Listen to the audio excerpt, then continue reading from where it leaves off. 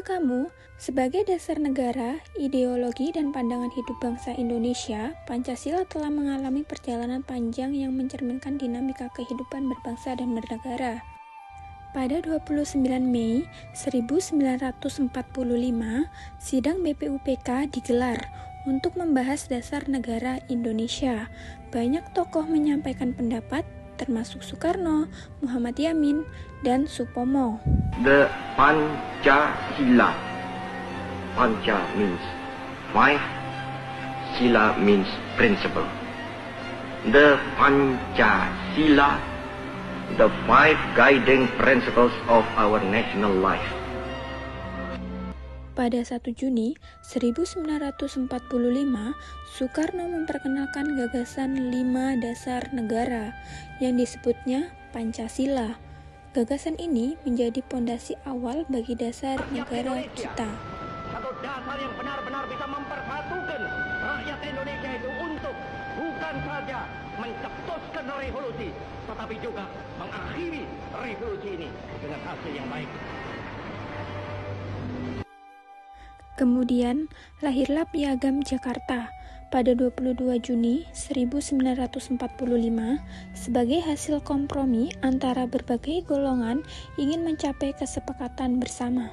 Akhirnya, pada 18 Agustus 1945, PPKI menetapkan Pancasila sebagai dasar negara Republik Indonesia.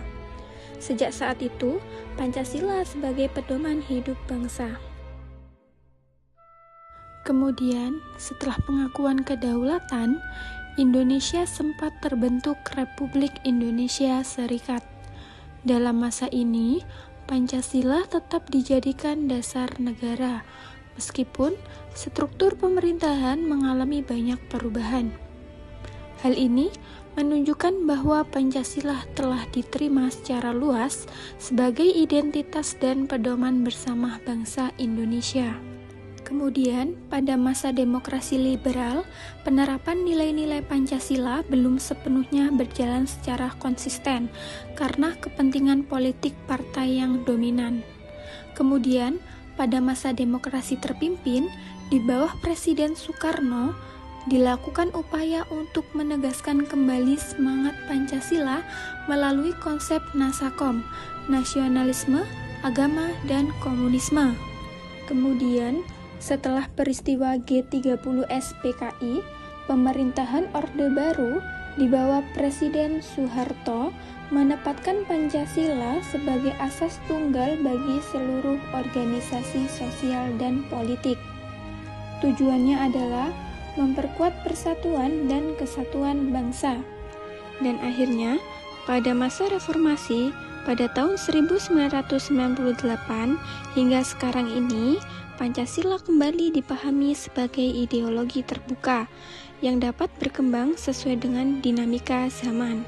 Dari perjalanan sejarah tersebut, dapat kita pahami bahwa Pancasila bukan hanya dasar negara, tetapi juga sumber nilai dan moral yang membentuk karakter bangsa Indonesia.